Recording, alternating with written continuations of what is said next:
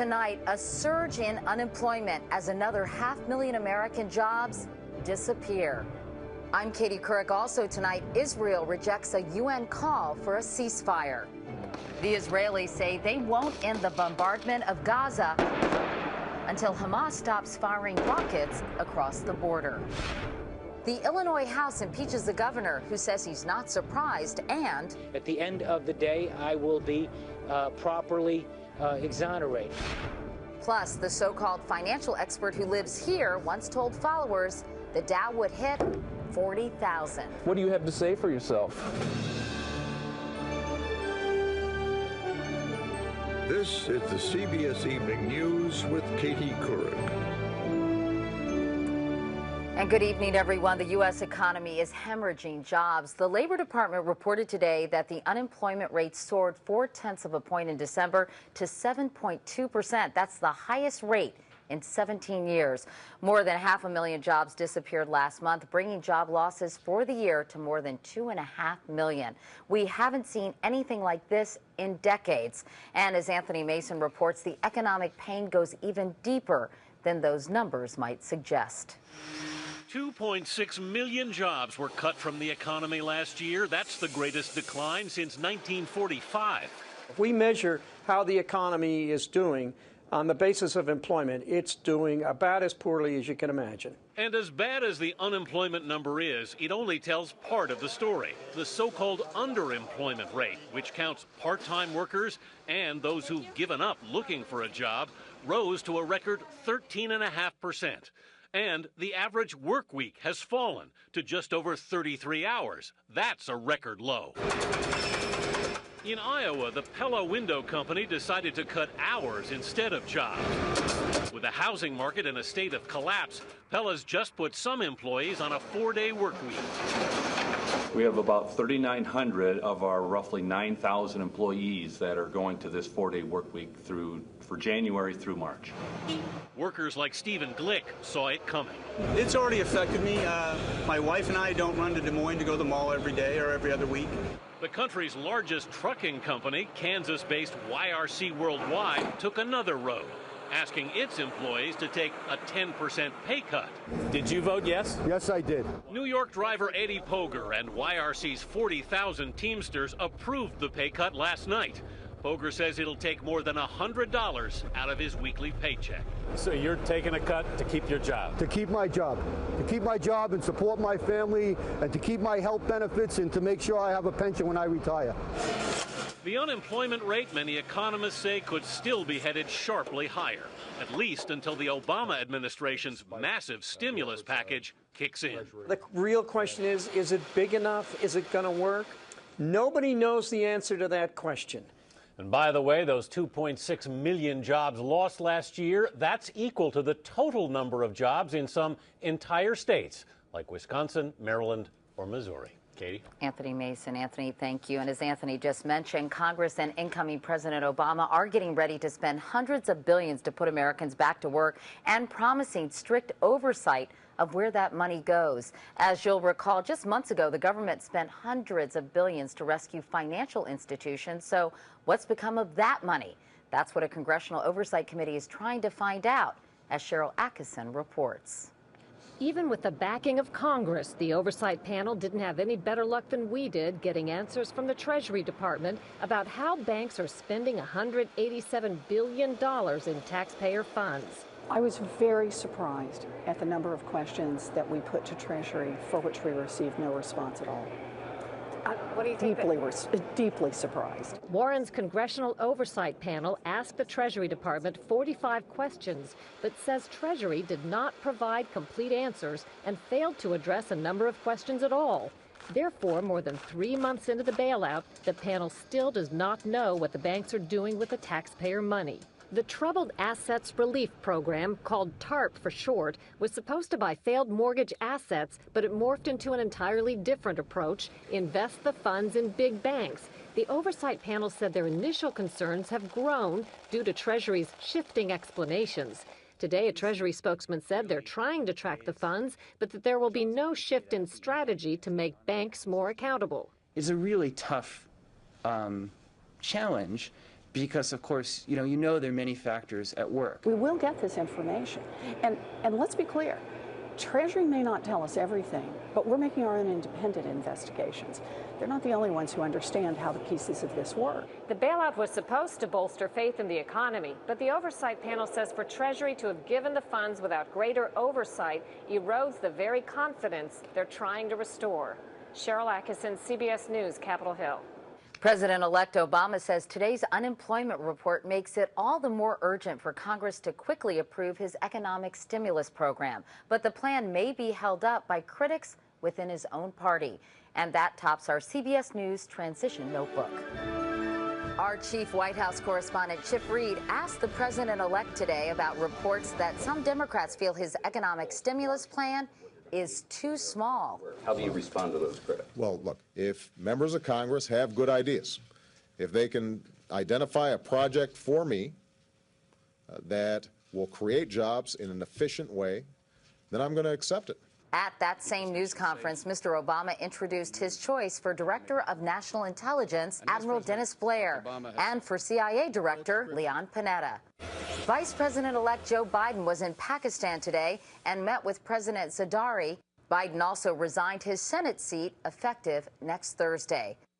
Back in Washington, workers continue setting up for the inauguration. This afternoon, 5,000 tickets to the inaugural parade went on sale. They sold out in 1 minute, and almost immediately, some were up for resale on eBay. And the Obamas won't have to worry about getting a babysitter for daughters Malia and Sasha. Michelle Obama's mother, Marion Robinson, will be living with the first family in the White House. Meanwhile, overseas, both Israel and Hamas rejected the UN Security Council's call for a ceasefire, neither side's giving in. The war goes on. Mark Phillips is at the Israel-Gaza border. The world may want the fighting to stop, but the belligerents don't.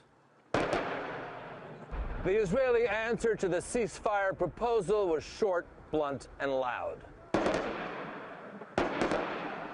Israel's bombardment of Gaza was some of the heaviest yet. Its troops continued their ground action as the Israeli War Cabinet called the UN ceasefire plan unworkable and vowed to continue the battle. Is it really logical to expect Israel to hold both hands behind our back and do nothing? We will act to protect our people. Protect from the rockets Hamas continued to fire into Israel. Hamas is fighting back in Gaza as well. It released this video of what it says is Israeli soldiers being shot. It's impossible to confirm for certain what is happening. Both sides have rejected the ceasefire because neither side has the result it wants from this conflict. Israel is not only demanding the rocket fire stop, but that Hamas be kept from rearming itself. And Hamas keeps fighting because it wants the Israeli blockade that is strangling Gaza lifted. And the innocent suffer. Allegations, some of them supported by UN officials in Gaza, continue to be made of Israeli targeting of civilians. This woman told CBS News 20 members of her family were herded into a house by the Israelis, that her husband was shot, and that tank fire badly injured her children. The Israelis deny these accounts. The longer this operation has gone on, the more embittered and the harder attitudes have become on both sides. Each Palestinian death, each Hamas rocket fired into Israel has ensured there'll be more of both. The Israelis say that while they will continue to fight, they have not yet decided whether to move to a threatened third phase of their action and push into the urban areas of Gaza, an action guaranteed to raise the death rate on both sides. Mark Phillips, CBS News, on the Israel-Gaza border.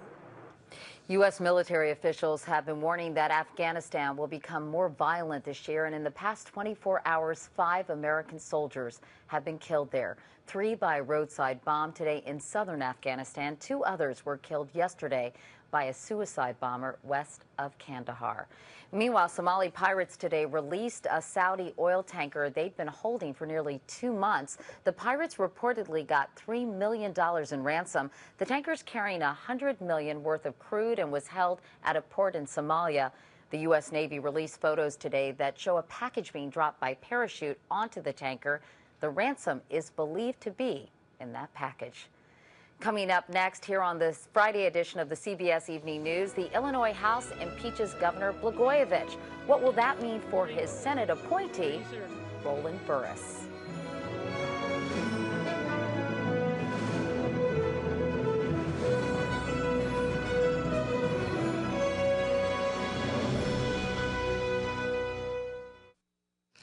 The Illinois legislature took a major step today toward removing Governor Rod Blagojevich from office. The House voted to impeach him for, among other things, allegedly attempting to sell the U.S. Senate seat vacated by Barack Obama. The governor will be tried by the state Senate, but if he's worried, Dean Reynolds reports he certainly wasn't showing it today.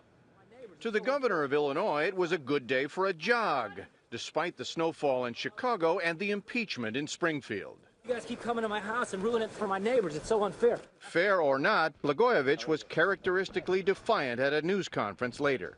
I'm confident that at the end of the day, I will be properly exonerated. He portrayed himself as a champion of the downtrodden, caught in a power struggle with the legislature, sounding almost like a man running for a third term. The things we did for people have literally saved lives. I don't believe those are impeachable offenses. And he once more turned to verse to make his point. Rudyard Kipling a month ago, Alfred Lord Tennyson today. One equal temper of heroic hearts, made weak by time and by fate, but strong in will, to strive, to seek, to find, and not to yield. Thank you. In Springfield, lawmakers were less poetic. It's our duty to clean up the mess and to stop the freak show, which has become Illinois government. The legislature's case against Blagojevich parallels the criminal investigation by federal prosecutors, including allegations he wanted to sell the Senate seat of President-elect Obama. Today's vote was no cliffhanger. On this question, there are 114 people voting yes, one person voting no, and Governor Blagojevich is hereby impeached. The case will go to the state Senate for trial later this month. Conviction would remove Blagojevich from office. Dean Reynolds, CBS News, Chicago. Bob Schieffer is our chief Washington correspondent. And Bob, quite a piece of political theater going on today in the Windy City. Well, I tell you, when you saw him stand up there and start reciting that Tennyson poem, you began to wonder if he maybe he was going to lay the groundwork for pleading insanity in this case. But this is some serious business here. And now that it looks like he's going to be removed, and after you saw that vote, it's almost certain that he will be, the Senate here in Washington has decided to hold up action on seating this man, Roland Burris, that he has appointed to fill out Barack Obama's term. They think they can do it on technicalities. The idea, obviously, is just to play for time. Once this is over, when Blagojevich's successor comes in, then he can appoint someone else. They want somebody in that Senate seat, Katie, who they think that can be reelected and would be a strong candidate. They don't think this person, any person that Blagojevich would appoint, would be a strong candidate in 2 years. And what's the time frame, Bob, for all this being settled, do you think? Well, they're now thinking that they may get this impeachment trial over with within the next 2 weeks. All right, Bob Schieffer in Washington tonight. As always, Bob, thank you. And by the way, Sunday on Face the Nation, Bob's guests will be Roland Burris, Illinois Senator Dick Durbin, and House Republican leader John Boehner. When we come back, a national tragedy. An incredible number of Americans can barely read.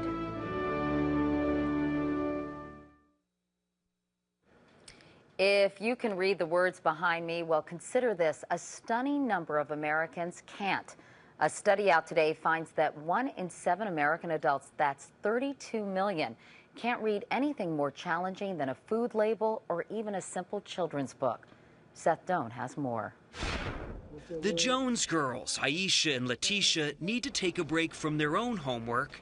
I forgot the word, Aisha. To help their dad with his. What patterns do you see in the two columns? Because at 52, John Jones is just now learning to read. I was so embarrassed, so ashamed, and I just felt like, man, you know, I'm a nobody. For many years, unable to read a menu or a bus schedule, Jones was just one of the estimated 65,000 adults in Buffalo, New York, who cannot read above a 5th grade level. And a new study shows the problem is getting worse in many states. California, New York, and Florida have all shown dramatic increases in illiteracy rates. The figures have improved in a few states like Mississippi, Rhode Island, and Kentucky. But worldwide, the United States doesn't stack up too well in general. 14 countries rank higher on reading ability than the U.S. Back in Buffalo, Read to Succeed targets the problem early, teaching preschoolers shapes, colors, and letters. We have a lot of poverty, and that means a lot of the children don't have the skills, but they have the potential. The theory being you're never too young or too old to learn. Protested, excellent. Working with Buffalo's literacy volunteers has given Jones a fresh start. They gave me a chance to open a door that I could never open before. Hallelujah. I could never open it before because I couldn't read.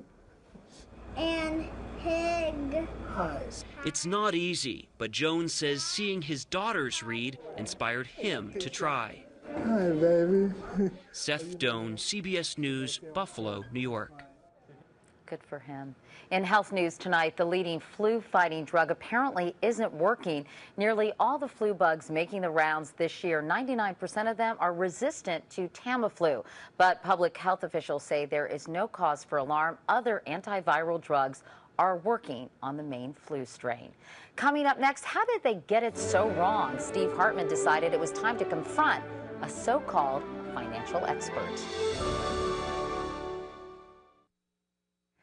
Finally tonight, 1 year ago, the Dow was over 12,000. Now it's under 9,000. And anyone who still has money after the collapse is wondering what to do with it. There are plenty of investment guides, but Steve Hartman says if you really want to make money, you're better off writing one than reading one. Here are the 2009 investment guides, each one chock full of advice on how to get back the money you lost after reading their 2008 investment guides. It seems, with few exceptions, these so-called money experts are no better at deciding where to put your money than if you just flipped a coin. Heads, we listen to them. Tails, we ask for an apology. Let's go see what this guy has to say. And it's to that end that we start here. Mr. David Elias? Yes. The David Elias? One and only. Back in the 90s, this guy wrote a book on investments. Beautiful house. Well, thank you. You must not listen to your own advice. What's that mean? What that means is David's book wasn't exactly on the money. It made a prediction about where the Dow Jones Industrial Average would be just a few years from now. Oops. My timing was off. How's that? I like that better than I was wrong. My timing's off a little bit. David was dodgy. I wanted to Mike Wallace him, but I quickly learned it's very hard to call a guy on the carpet when he's got his 12-year-old grandson sitting in on the interview. Let me read one thing to you. Instead, David scolded me for completely missing one of the most important parts of his prediction. We cannot possibly forecast the inevitable changes. The disclaimer on page 103. Acts of God and other unforeseen variables. Maybe he should have called it Dow 40,000 unless something changes. Although, in David's defense, he wasn't the only one to make outlandish predictions about the market. Just 1 0 off. These authors insist their predictions will still come true in time. In time to retire? In geologic time? Who knows? Who cares? I mean, would anybody really listen to these guys anymore? You'd be surprised. Dow 36,000 author Kevin Hassett was one of John McCain's senior economic advisors. His co-author, James Glassman, serves in the Bush administration as an Undersecretary of State. Bubble boom author Harry Dent, who predicted we'd be in the middle of the greatest stock market boom in history right now, has turned a full 180 with a new prediction titled The Great Depression Ahead. Which is probably a good sign. And finally, David Elias. You can run into periods like this. Nothing goes straight up. What can I say about David Elias that I can't say in front of his grandson? Except that I wish him well in his latest prediction, Dow 40,000. 2026. 2026? Yes. Now, if you're wrong about that, can you come back and you'll say you're wrong, or are you going to say your timing was off? If you come back here, I will cook for you, I will wash your clothes, and I will admit that I was wrong. Okay. David really was a great sport. And David, if you're right, I'm going to come cook for you, but if you're wrong, I'm bringing you 17 years worth of laundry. Has he gotten a book deal for a sequel? I know one of the guys did with a very different prediction. He's not writing any more books. No, he's decided not to. Meanwhile, that's a good idea to have his grandson there during an interview. No, I hope smart. people don't get some ideas from that. He should go into method. PR, yeah. Anyway, tell us about next week. Okay. They're the last kids you would ever expect to snare a spot in Barack Obama's inaugural parade. But they did. I'll show you why and how next week. All right, looking forward to that, Steve. Thanks very much. Have a good weekend. You too. Good to see you as always. And that is the CBS Evening News for tonight. I'm Katie Couric in New York. Thank you for watching this week. I'll see you again on Monday. Until then, you have a great weekend too. Good night.